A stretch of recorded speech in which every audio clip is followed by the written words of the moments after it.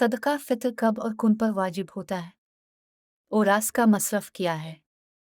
जो मुसलमान इतना मालदार हो कि इस पर ज़का वाजिब हो, इस पर ज़का तो वाजिब नहीं, लेकिन ज़रूरी असबाब से ज़े अलिफ़ इतनी कीमत का माला सामान इसके पास मौजूद है जिसकी कीमत 52.5 तोला चांदी की कीमत के बराबर पहुंचती हो, तो इस पर ईद उल फितर के दिन सदका देना वाजिब होता है, चाहे वो माल तिजारत का हो या ना हो, और चाहे साल पूरा गुजर चुका हो या ना गुजरा हो। और इस सदका को शर में सदका फितर कहते हैं।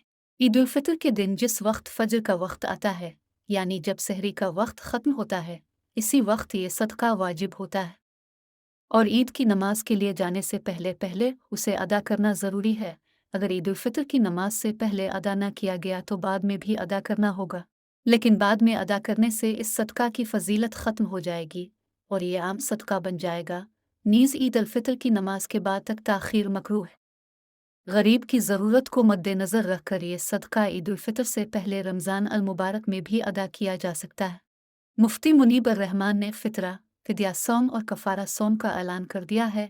निसाब दर्ज ज़ैल शरह के मुताबिक होंगे।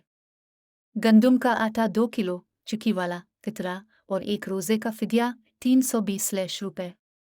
जेव 4 किलो फ़ितरा और 1 रोज़े का फ़िदिया 480 रुपये। खजूर 4 किलो फ़ितरा और 1 रोज़े का फ़िदिया 2800 रुपये। किशमिश दर्जा अव्वल 4 किलो फ़ितरा और 1 रोज़े का फ़िदिया 6400 रुपये। किशमिश दर्जा दुवम 4 किलो फ़ितरा और 1 रोज़े का फ़िदिया 4800 रुपये। रोज़ा तोड़ने का कफ़ारा 60 मिस्कीन को 2 वक्त का खाना खिलाना है।